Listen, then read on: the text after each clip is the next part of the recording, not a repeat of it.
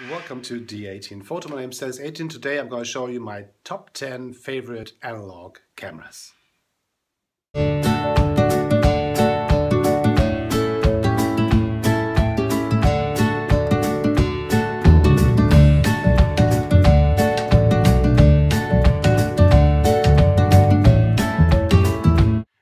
not going to do a countdown from number 10 to my favorite analog camera because that really wouldn't be fair.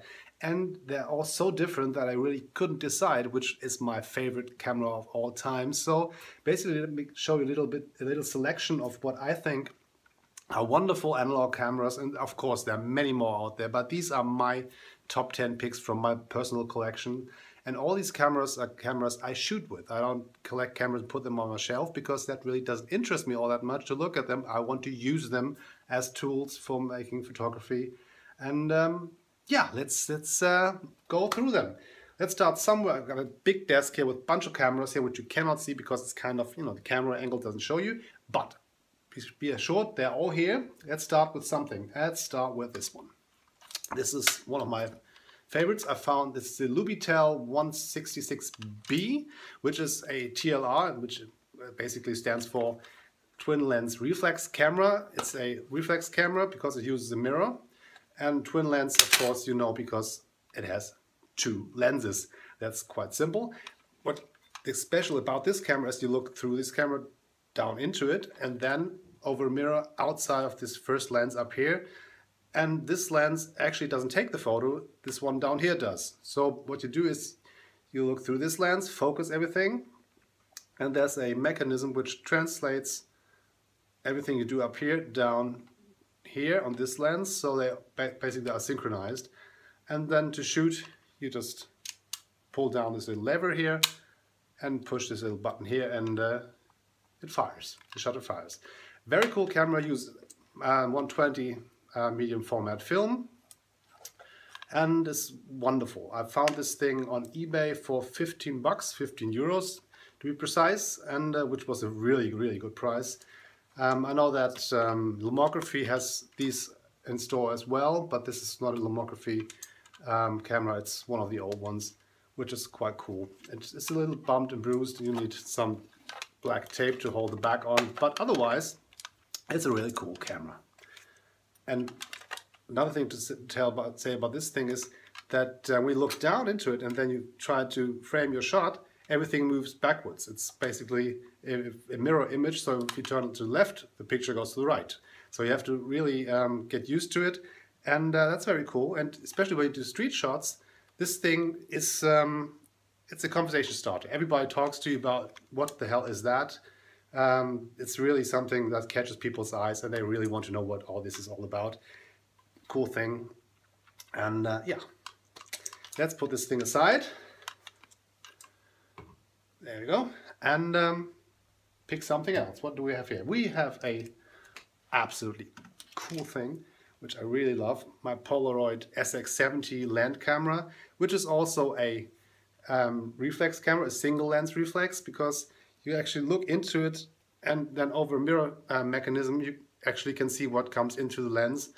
And very cool. You can focus up to 10 inches. You can get very close.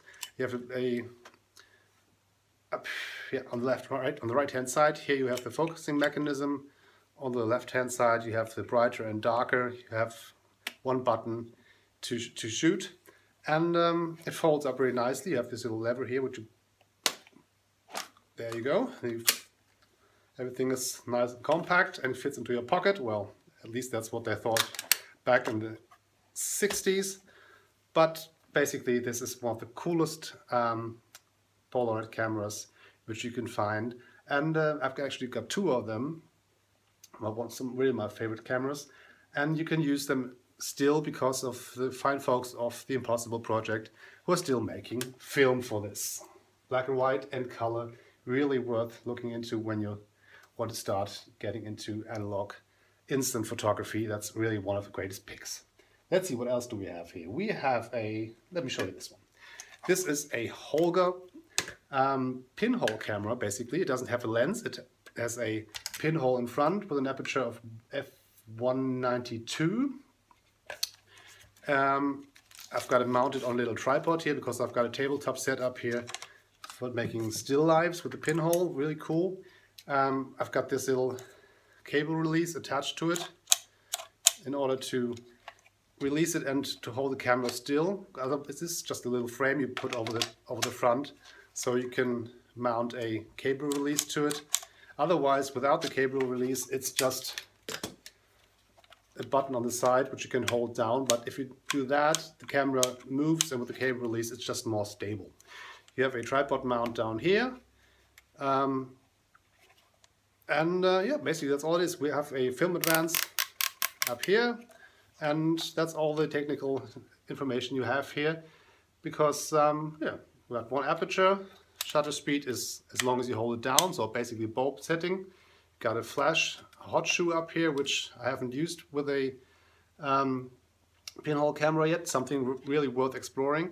And you have a little exposure guide on the back, which tells you how long to keep the shutter open. It says fine weather 1.5 to 3 seconds, 4 seconds to 6 seconds when you have overcast weather, and morning or dusk 7 seconds and upwards. So you can imagine that little exposure chart doesn't really help you. It's just a kind of rule of thumb, and gives you points in the right direction.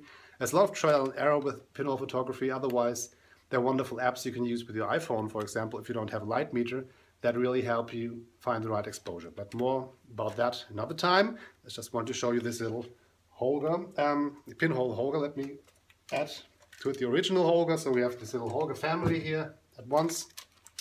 This is the original holder.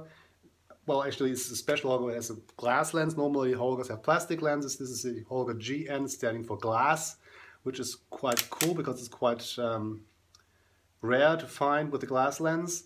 Normally, these things are basically from the 80s. They try to get these into hands of Chinese mainland, well, ordinary people basically on Chinese mainland in the 80s, so that they can take photographs with a cheap camera. Didn't really catch on in China, but artists around the world and later lomographers really picked up on this holder, and this is really cool thing. We're gonna do a lot more videos about this thing. I just love my holders. And yeah, let's put this one aside. Let's see, if we stay within the toy camera family, let me show you this one. It's a Diana. Basically, compared to a holder, it's quite well, it's basically technically almost the same. It looks a bit different, and it's not as sturdy as the holder. This thing is really, well, sturdy. It's a plastic camera, which with you know, it's not sturdy, but it's much more rugged than a Diana. These things are quite flimsical, and I got it taped up here because the lens keeps falling off. So this is an original Diana from the 1960s, which is quite cool. It has 3 apertures actually. Down here you can set it from sunny, partly cloudy skies and cloudy skies, and you can actually focus this thing on the front with this little crude mechanism here. 12 feet to infinity, 6 feet to 12 feet, and 4 feet to 6 feet. So basically 3 steps, and you have the opportunity of switching from bulb settings, so you hold this thing down and the shutter stays open until you release it again, or you can flip it over to I, standing for instant. You got the little I symbol up here, and then you just have a shutter speed, which is somewhere between 60th and 100th of a second, depending on how well, how used the little shutter mechanism is. It's just a little spring in there. After over all the years, these kind of things just kind of changed their tightness, I guess you could say. Film release up here, that's all it is. Plastic lens, very cool thing. Makes wonderful, dreamy images, and it's quite unpredictable, so it's a lot of fun. Especially lomographers love them, but also artists and people who just want a different kind of look, like vignettes and softness. And the cool thing about these things, holders as well as Dianas, is whenever you find one on the market, get it, as long as it's not too expensive, because they're all different. All the plastic lenses are different because there's no real quality control behind them. Every single one you find has different characteristics, so pick them up if you can. Wonderful. So what else do we have? Staying within the realm of toy cameras, let me just show you this one. This is a little thing I found in America when I was on a road trip for, I think, $2 or $3. Very, very cheap. I found this, I think it was in Utah. I'm not quite sure, somewhere on the trip from Lake Tahoe over to Salt Lake City. I found this in a antique store. They had it just hidden in some kind of plastic bin with a bunch of old cameras from the 80s. This thing was in the middle of it, and it's quite cool.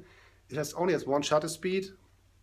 It has one aperture of f/22, and it has an ultra wide lens. And it's a really cool camera when you want to do toy photography, because the plastic lens is so weird. It does all kinds of wild color things and vignettes, and there's some things are blurry and others are not. It's a very cool camera to use it with black and white or color. Wonderful thing.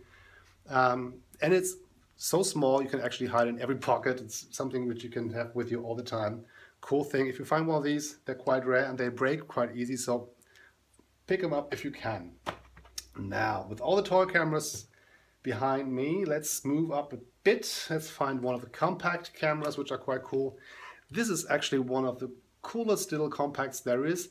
It's the Lomo Lca, the original one, not the one made by Lomography nowadays.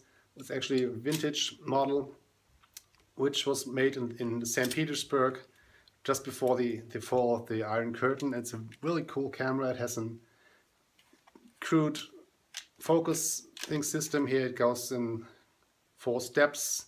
You can focus up to 0.8 meters, 1.5 meters, 3 meters, and infinity.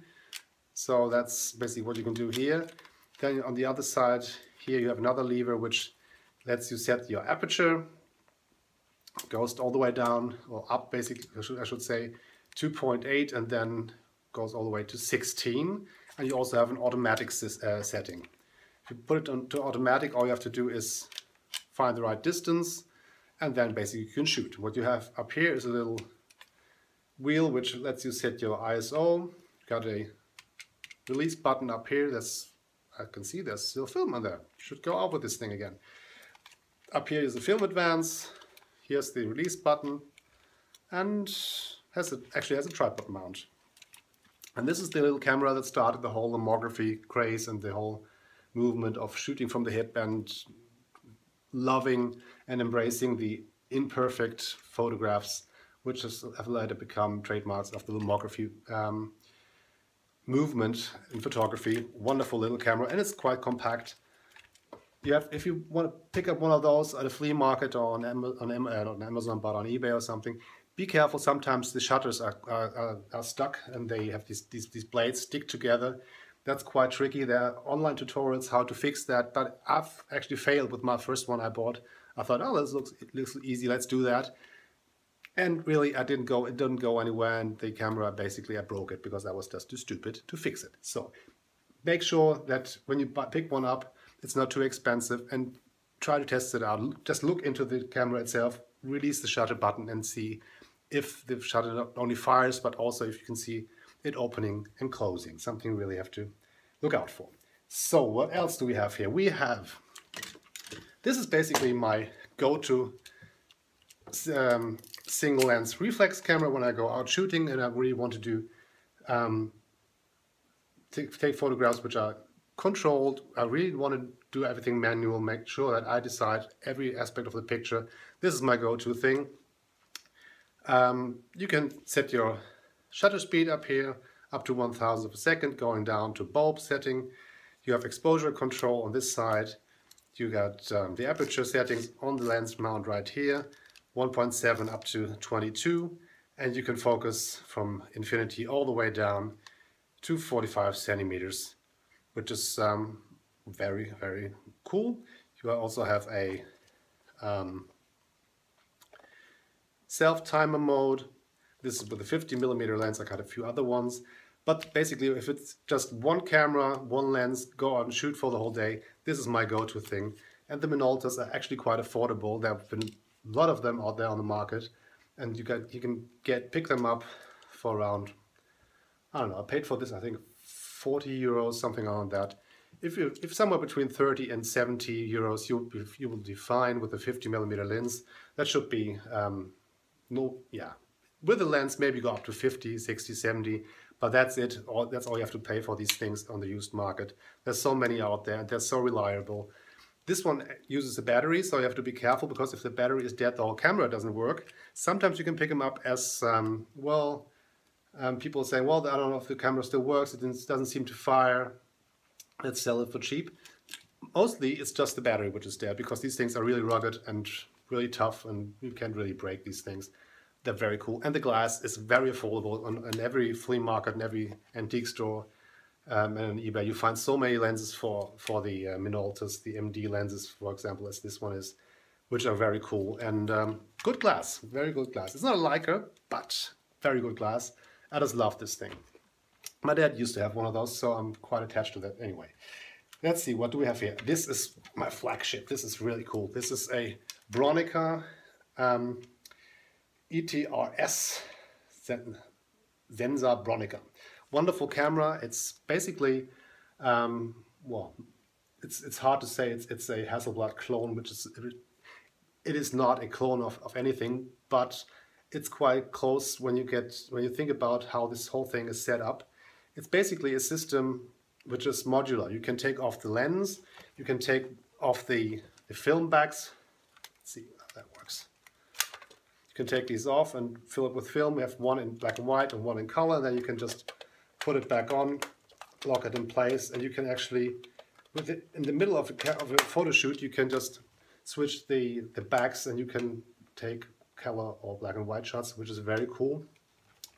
This top part up here, which can also be removed, is basically makes it a single lens reflex camera. You look through a mirror system out the front, but you can also take it off, and then you can put a waist level viewfinder on top, and then you can look down into it and use it basically like like the Lubitel I showed you earlier, which is the same system. You look down into it and out of the front, and this actually has both options.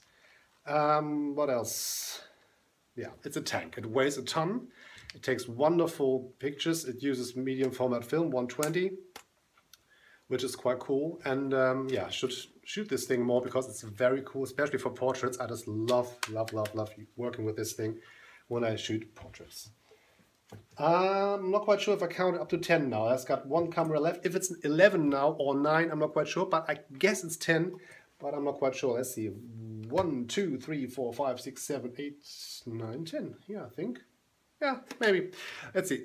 Anyway, whatever number it is, 11, 10, 9, this is very cool. This is my favorite camera right now at this moment, because this is the camera I started the new year with, 2016. This is the camera I shot the first roll of film of 2016 with. It's a old Aqua box camera. Basically, if you know all these old Brownie cameras, same system. It's a box.